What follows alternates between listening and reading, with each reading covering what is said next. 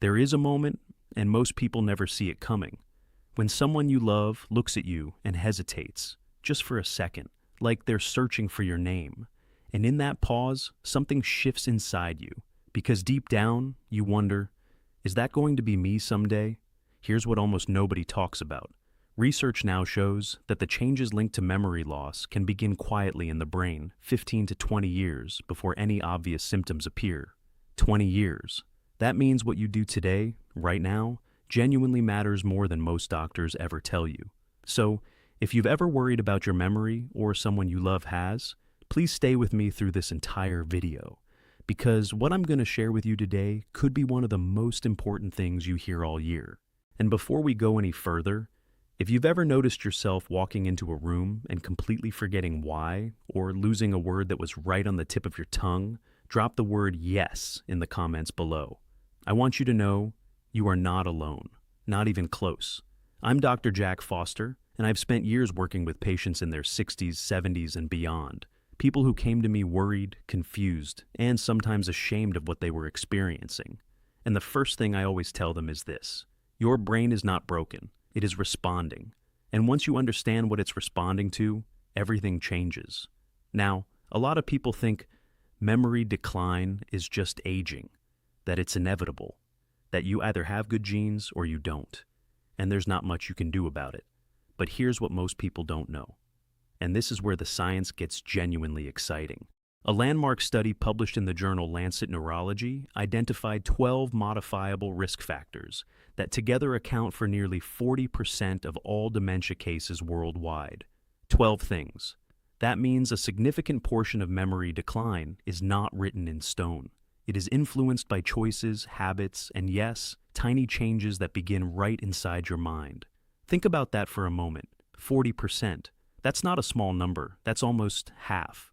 And when I first read that research, I thought about a patient of mine. I'll call her Margaret. She was 68 years old, sharp as a tack her whole life, a retired school teacher who prided herself on her crossword puzzles and her memory for dates. But she started noticing things. She'd forget where she put her glasses. She'd call her granddaughter by the wrong name and then laugh it off. But inside, she was terrified. She came to my office and the first thing she said was, "Dr. Foster, I think I'm losing my mind." And she had tears in her eyes when she said it. What I told Margaret is the same thing I want to tell you today. What you're feeling is real, your concern is valid, but fear without information only makes things worse. So, let's talk about what's actually happening. Here's the thing about your brain. It is not a static organ. It is alive. It is constantly changing, forming new connections, pruning old ones, adapting to everything you expose it to. Scientists call this neuroplasticity. But you don't need to remember that word. Just think of your brain like a garden. Left unattended, certain things start to overgrow. But with the right care, the right conditions, it can actually grow stronger, even in your 60s and 70s and beyond. And this is where things get really serious. One of the biggest threats to brain health as we age isn't Alzheimer's disease itself. It's something much quieter. It's chronic low-grade inflammation. Inflammation is your body's natural defense system. When you get a cut, inflammation helps you heal. But when it's running in the background constantly, fueled by poor sleep, stress, processed food, social isolation, it starts to damage the very tissue it's supposed to protect, including your brain, including the tiny connections that hold your memories together. Now, I know what some of you might be thinking. Dr. Foster, I've had bad sleep for 30 years. I've been stressed my whole life. Is it too late? And I want to answer that directly. No, it is not too late.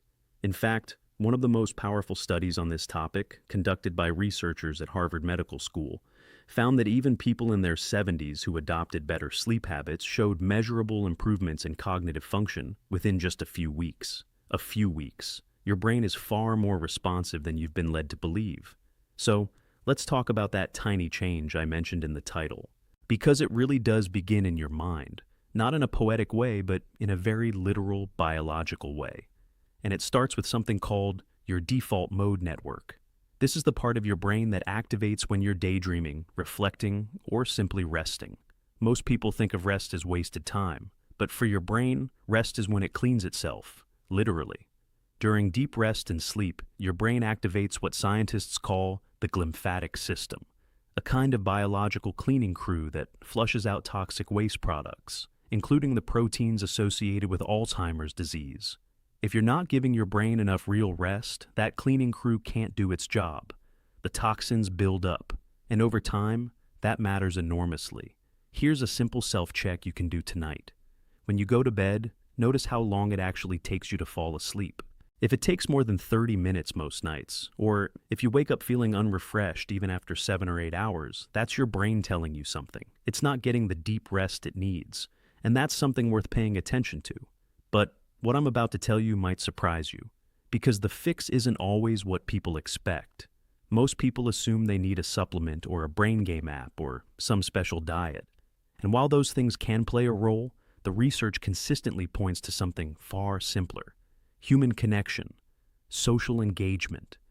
A 2020 study published in PLOS Medicine followed over 100,000 adults and found that people who experienced loneliness had a significantly higher risk of developing dementia later in life. Not people with bad diets, not people who skipped their vitamins, people who felt alone. Think about that in the context of your own life. When was the last time you had a real conversation? Not a text, not a quick phone call, but a genuine face-to-face connection with someone who knows you?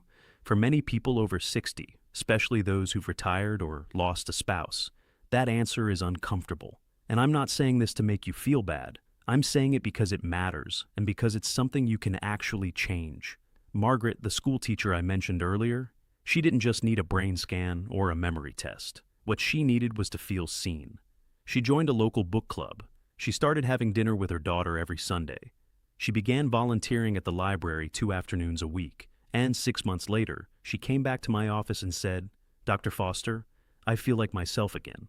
Her memory hadn't been erased. It had been neglected. And when she fed it, with rest, with connection, with purpose, it responded. Here's a line I want you to carry with you. Your brain doesn't forget who you are, but it does need you to remind it why it matters. Now, if you're in your 60s or 70s and you feel like some of this doesn't apply to you, maybe you're still sharp, still active, still feel great. I want to speak to you directly too. Prevention is not just for people who are struggling.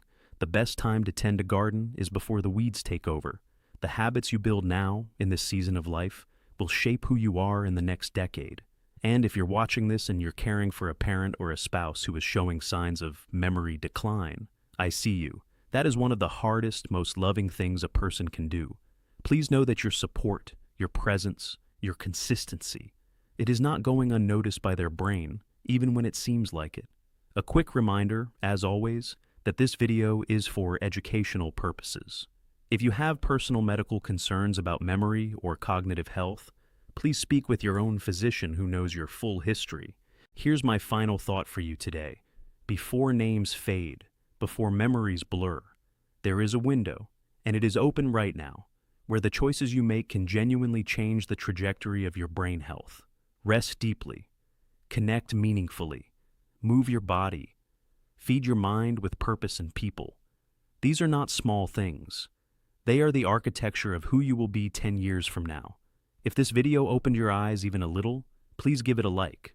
Not for me, but because someone else out there needs to see it, and they're counting on the algorithm to get it to them.